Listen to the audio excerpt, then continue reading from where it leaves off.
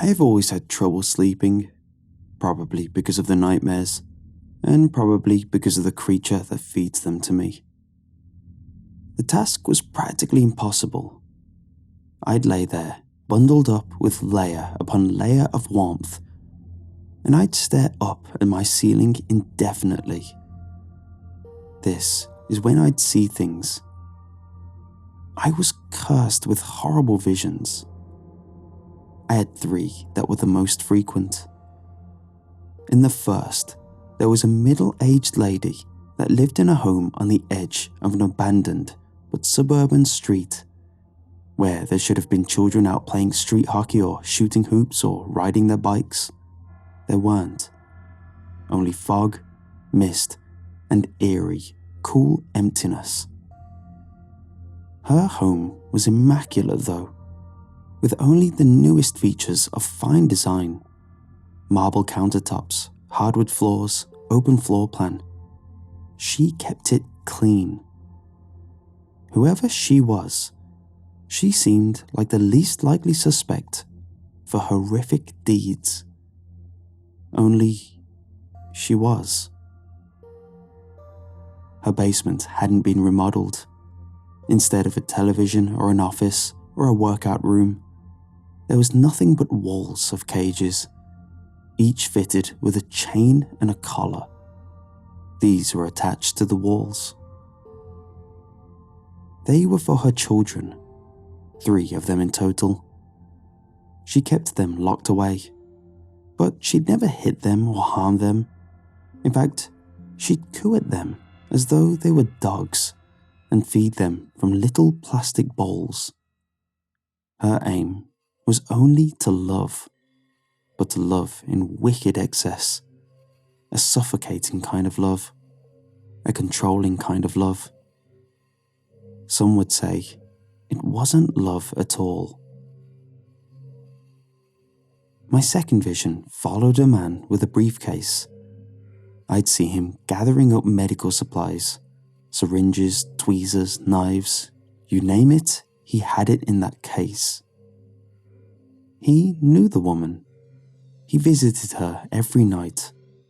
She'd open the door, they'd give each other a peck, and she'd lead him into the basement where the children were kept. He'd always leave the home with jars of teeth in his arms. The third vision is seemingly unrelated to my 2 other visions. It wasn't a vision at all, but a creature that made me see them. At least, I think it wasn't a vision. For all I know, this thing could have just been a figment of my imagination. But it seemed real to me. It appeared as a shadow figure hovering above my bed, staring down at me as I stared up with wide eyes at the ceiling. Its most noticeable feature was its pearly white smile. No eyes, no hair, no nose, just a smile, staring down at me through the darkness. It had hands too, hands that liked to suffocate me against my pillow. This was the thing that didn't let me sleep. I think it was what caused the nightmares that weren't nightmares. Eventually, at around 5 a.m, it would lean down and close my eyes, softly, gently, and then it would push against me until I was knocked into true sleep. "They want to steal your smile," he'd whisper. My normal nightmares were always one of 2 scenarios. Either I am trapped in an enclosed space, or my teeth are falling out. Research has shown me that both are very common. My mother was the only one that knew about my sleeping problems. I appeared so exhausted all of the time. "He won't let me sleep," I told her. "He just keeps staring and shows me bad things." I was then brought to a number of psychiatrists. Then I was put on meds and sent to therapy. They didn't really know what to do with me or my problem, but the therapists helped with my plethora of other issues. The typical issues that come with being the only child to a single mother and the trauma of being abandoned by a father. According to my therapist, I had a lot of problems, but I was always focused on the dreams. Our conversations were always of a similar nature. "He told me they are coming to steal my smile," I'd say. "Nobody can take your smile away unless you let them," she'd reply. But the visions just kept happening, and the shadow just kept coming to visit me and haunt me each and every night. It didn't help that so many adults would compliment me on my smile. It made me believe that they were all out to get me. "He's such a bright, happy child." I'd get this comment from teachers especially, only because I seemed that way. Even though they couldn't see the pain behind my dead eyes, they couldn't have been more wrong. If only they'd known the truth. Then came the night where it all felt real. Far, far too real. The shadow loomed over me, pressed its claw hand to my forehead, and I bucked backwards until I'd fallen into that vision again. It was clearer than it had ever been. This time, I was stuck in that woman's cage. I was chained, bound to the wall with a leash around my neck. She stood in front of me, cackling away. "I'm your mother now. I'm your mother." She was chanting it over and over with a bright, big smile. Her teeth were of all different sizes and shapes she'd been collecting. The other children were crying in the cages next to me. The man with the briefcase stood behind her, sifting through his many tools.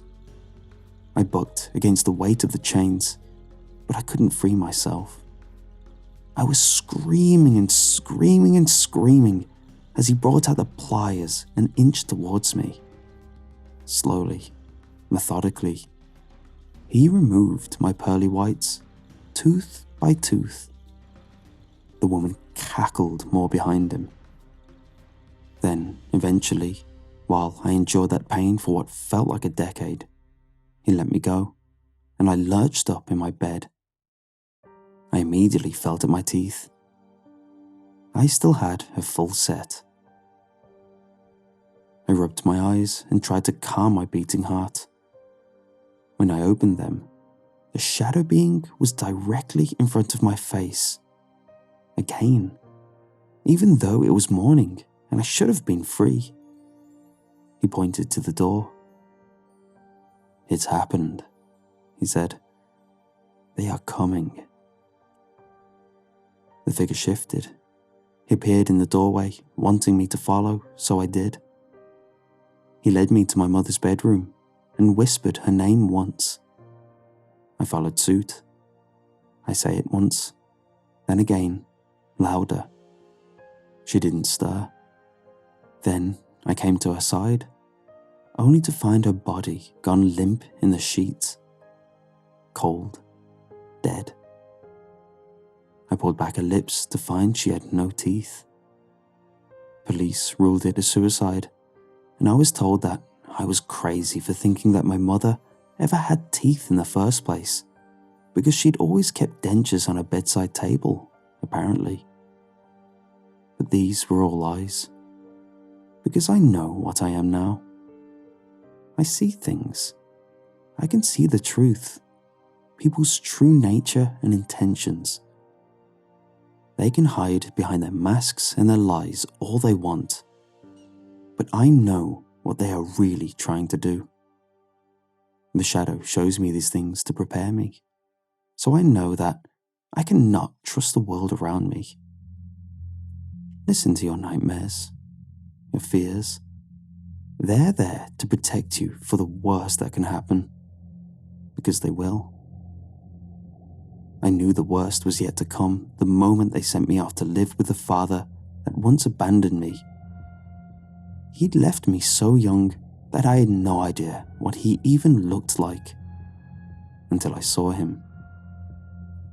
Turns out, my sleaze of a father was now a dentist. He and his new wife lived lavishly with 2 other adopted children in a beautiful suburban house, but they hadn't renovated the basement yet. When I came to the home, my father embraced me with a big, engulfing hug. His new wife stood behind with a plate of cookies and a wide gleam. Despite their best behavior, I already knew the truth. I know they want to steal my smile.